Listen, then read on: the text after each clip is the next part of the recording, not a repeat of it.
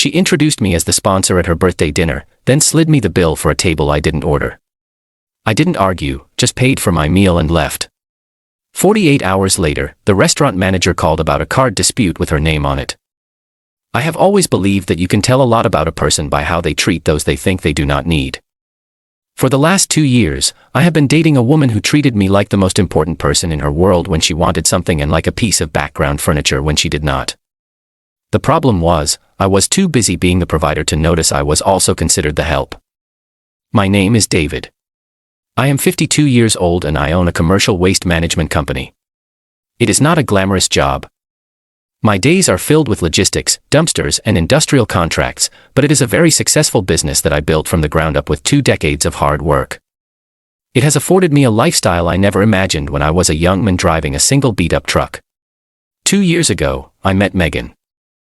She is 29, beautiful and has a vibrant energy that I found captivating. She worked part-time in marketing, but her real passion was being a social media influencer, a career that seemed to mostly involve taking pictures of herself in expensive outfits at trendy locations. I was happy to support her. I paid the rent on her beautiful downtown apartment.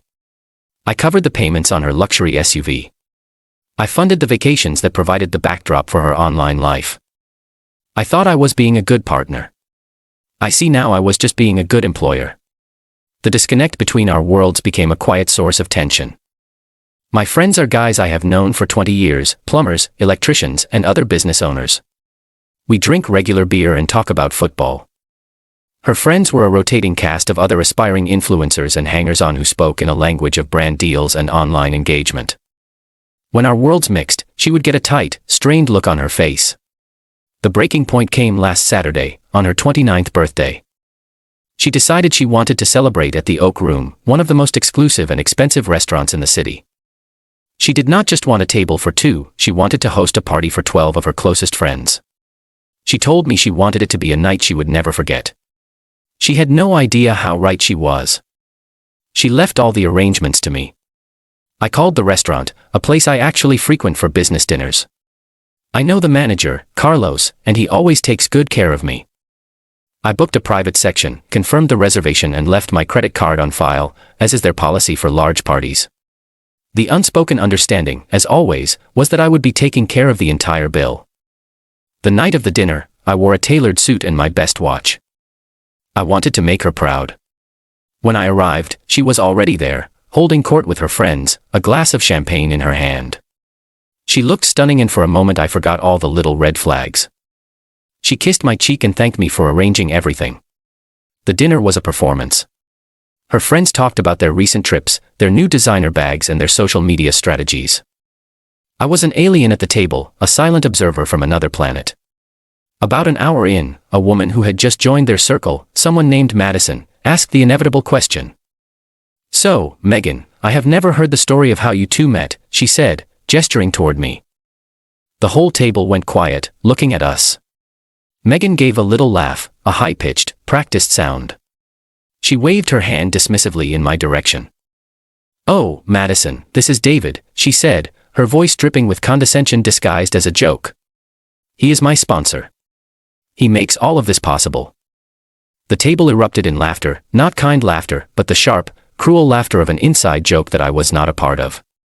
My sponsor. Not my partner, not my boyfriend, not the man I love. My sponsor. A word that reduced our entire relationship to a simple, crude transaction. I was the bank, the ATM, the guy who makes all of this possible. I felt my face flush, a hot wave of pure humiliation. I looked at Megan, waiting for her to correct herself, to say she was only kidding. She did not. She just smiled, basking in the laughter of her friends, and took a sip of her champagne. She would not even meet my eyes. And just like that, something in my mind clicked into place. The hurt, the confusion, it all just vanished, replaced by a cold, hard clarity. This was not a partnership. It was a business arrangement, and the terms were no longer acceptable. I stayed silent through the rest of the meal, through 2 more courses and 3 more rounds of drinks that I knew were costing a fortune. I watched them all, this pack of laughing hyenas, completely oblivious. At the end of the meal, the server brought the bill and, without a moment's hesitation, placed it on the table. Megan did not even look at it. She just picked it up with 2 fingers, slid it across the polished wood table to me, and said, "Here you go, babe." This was it. The final act of the show. I took the bill. The total was just over $2,000. I looked at it. Then I looked at her. I gave a small nod. Then I excused myself from the table, saying I needed to find the restroom. I did not go to the restroom. I walked directly to the front of the house and found Carlos, the manager. He greeted me with a warm smile. "David, is everything to your liking tonight?" "Everything is wonderful, Carlos." "Thank you," I said. "Listen, I have a slightly unusual situation. I need to leave, but I want to settle my portion of the bill now." Carlos looked confused. "Your portion?" "Yes," I said, pulling out my personal credit card, not the one on file for the party. "I will just be paying for my own meal and my drinks. The rest of the bill is for the birthday party." "That is on Miss Daniels." I will never forget the look on his face. He was a professional, but for a split second he understood everything. He saw the whole story.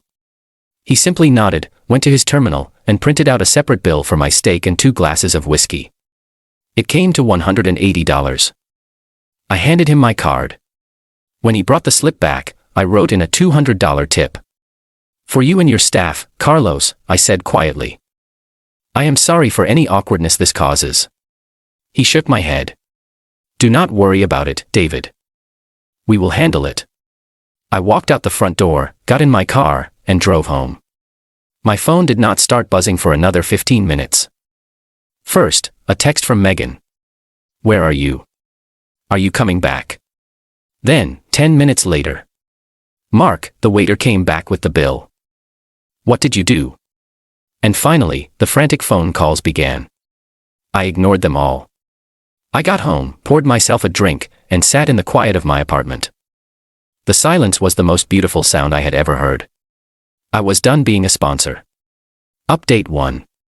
The 2 days after Megan's birthday dinner were a masterclass in what happens when an entitled person smacks into a hard wall of reality.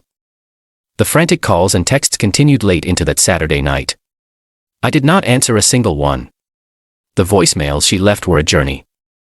They started with confusion, then moved to righteous anger where she accused me of humiliating her, and finally landed on panicked pleading when she realized I was not going to come back and rescue her. I found out later from Carlos, the restaurant manager, what had happened after I left. Apparently, the server returned to the table and presented the remaining $1,800 bill to Megan.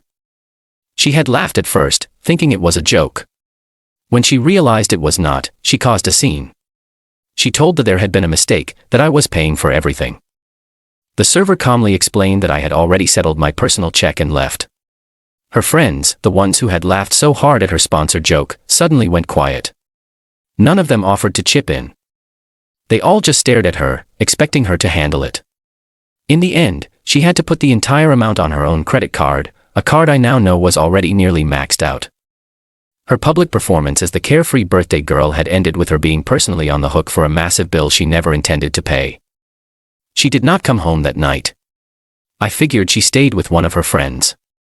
I used the time wisely. The next morning, a Sunday, I did a full audit of our life together. I went through bank statements, credit card bills, and shared accounts. What I found was worse than I thought. She had a supplementary card on my primary business account, which was meant strictly for household emergencies. The bill was filled with thousands of dollars in charges for designer clothes, high-end cosmetics, and rideshares to and from expensive salons. It was a clear and sustained abuse of my trust. I also found her influencer business plan, something she had been working on for months. It was full of projections and goals. One section detailed her strategy for securing long-term brand partnerships and private funding. It did not take a genius to figure out who the primary source of that private funding was supposed to be. I was not her partner. I was a line item in her business plan. That afternoon, I methodically packed her belongings. Everything. The designer handbag she cherished, the racks of clothes she barely wore, the equipment she used for her social media posts. I did not throw anything away. I packed it all carefully into professional moving boxes, labeled them, and stacked them neatly in the spare bedroom. Then I called the phone company and had her line removed from my family plan. I called the insurance company and took her off my auto policy. I was surgically removing a tumor from my life. She finally showed up at the apartment on Monday afternoon. She had her own key, but I was waiting. I had already put the chain on the door. I opened it just enough to see her face. She looked tired and angry. "We need to talk," she said, trying to push the door open. The chain held firm. "I agree," I said calmly. "Let's talk right now. Is this a conversation between a boyfriend and girlfriend or between a woman and her sponsor? I just want to be clear on the terms of our discussion." The color drained from her face. "That was a joke, Mark. A stupid joke. You are being so dramatic about this. Was it a joke when you spent $5,000 on my business credit card for your personal shopping?" I asked. "Was it a joke when you planned to use me as your private funder for your influencer career? Was it a joke when you slid in $1,800 bill for your friends at a party across the table at me?" She stood there, speechless. She had no idea I had looked into everything. "I have packed your things," I said, my voice flat and devoid of emotion. "They are in the spare room. I suggest you arrange to have them picked up. As of this moment, our sponsorship agreement is terminated. You need to find a new place to live." I closed the door on her sputtering protests and locked the deadbolt. The calls started again, but this time I answered. I told her she had 48 hours to have her things professionally moved out, or I would put them in a storage unit at her expense. This leads me to the main event, 48 hours after the dinner. Tuesday morning, my phone rang. It was Carlos from the Oak Room. "David, I'm so sorry to bother you at work," he said, his voice sounding stressed. "We have a problem. We received a notification from the credit card company. Megan Daniels has disputed the charge for her birthday dinner." I felt a slow smile spread across my face. Of course she did. "What was the reason for the dispute?" I asked, already knowing the answer. "She's claiming the charge was fraudulent," Carlos said, exasperated that she did not authorize it. "It is a $2,000 chargeback, David. We have to fight it, provide proof she was there. It is a huge headache." This was the moment she had handed me all the power. Her sense of entitlement had made her sloppy and stupid. "Carlos," I said, my voice calm and reassuring. "Do not worry about it for a second. I am going to handle this. You know, I am a good customer, and I will not see your restaurant lose money over this. I will personally cover the full $2,000. Just do me one small favor. Anything, David, you know that. Send me a copy of the official chargeback dispute she filed with her bank. The one with her signature on it, claiming fraud. Send it to my personal email." He agreed immediately, sounding immensely relieved. 5 minutes later, a PDF landed in my inbox. It was an official bank document detailing the disputed charge, and at the bottom was Megan's digital signature, attesting under penalty of law that the charge was fraudulent. She had just committed credit card fraud, and she had no idea that I had the proof right here on my computer screen. She thought she was fighting the restaurant. She had no idea she was about to be fighting for her entire future. Final update. It has been 4 months since Megan's birthday dinner. The life she so carefully curated has been completely and systematically dismantled, not by my anger, but by the cold, hard weight of her own actions. The day after I received the fraud documentation from Carlos, I had my lawyer draft a formal letter. It was delivered to her by a courier while she was staying at a friend's apartment, having been forced to leave mine. The letter was simple. It contained a copy of the chargeback form she had signed, a copy of the restaurant bill, and a statement from Carlos testifying that she and her party had been there and consumed the food and drinks. The letter laid out her 2 options. Option A, she could sign the attached promissory note, a legally binding document, acknowledging her debt to me for the $2,000 I had paid to the restaurant on her behalf, as well as the $5,000 she had charged to my business card. The note had a strict repayment schedule. Option B, if she refused to sign, I would turn over the fraud documentation to the restaurant, support them in filing a police report for fraud, and also pursue my own legal action against her for the credit card debt. She was trapped. Her attempt to get out of an $1,800 bill had now put her in a position where she was facing potential criminal charges and a much larger legally documented debt. She called me, for the first time in days, sounding like a completely different person. There was no anger, no entitlement, just fear. "You cannot do this, David," she whispered. "I am not doing anything," I told her. I am just showing you the consequences of your own choices. You committed fraud. I have the proof. Sign the papers, Megan, and this can all remain a civil matter. Do not, and you can explain your side of the story to a judge. She signed the papers the next day. Her friend, who was a notary, had to witness her signature on a document that legally bound her to repay every dollar she had taken from me and tried to steal from the restaurant. From there, her world fell apart with impressive speed. The friend she was staying with asked her to leave, not wanting to be involved in her drama. She ended up having to move back home with her parents, 2 hours outside the city. The influencer lifestyle she was trying to build vanished overnight. Without my apartment as a backdrop, without my money funding her wardrobe and travels, her social media feed became a ghost town. Her friends from the dinner party stopped calling her once it was clear she was no longer a source of free, high-end meals. She had to get a real 9-to-5 job, an entry-level position at an insurance company to start paying off the debt she owed me and her parents, who were apparently furious about the whole situation. Every month, like clockwork, I receive a payment from her. It is not much, but it is a consistent reminder that actions have consequences. As for me, life has become peaceful. My business is doing better than ever. I have invested the money I am no longer spending on a sponsorship back into my company, and we have landed 2 major municipal contracts. I sold the expensive SUV she used to drive and used the money to give my entire crew a well-deserved bonus. I did start dating again a couple of months ago. Her name is Sarah. She is a landscape architect who owns her own small business. She is smart, funny, and she has dirt under her fingernails sometimes, just like me. We met because I hired her company to do the landscaping at my new office building. The other night, I took her to the Oak Room for dinner. Carlos, the manager, treated us like royalty. He brought over a bottle of his best champagne on the house. To new beginnings, David, he said, raising his glass. Sarah looked at me, confused. You seem to be very popular here. I just smiled. I am just a good customer who believes in paying his bills. We had a wonderful dinner. The conversation was easy and real. We talked about our work, our families, our dreams. Not once did I feel like I needed to be someone I was not. The bill came, and we split it down the middle, without either of us even thinking twice about it.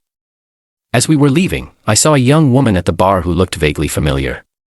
She was arguing with the bartender over the price of a drink. Her clothes were a little too flashy, her makeup a little too heavy. She looked tired and angry at the world. It took me a second to realize it was Madison, one of the friends from Megan's birthday dinner. Our eyes met for a brief second. I saw a flicker of recognition and then a wave of shame washed over her face before she quickly looked away. I did not feel triumphant. I did not feel anything at all. She was just a ghost from a different life. A life I had fully and completely closed the door on. I took Sarah's hand, walked out into the cool night air, and did not look back. I was no longer a sponsor. I was just a man who had finally learned the value of sponsoring himself.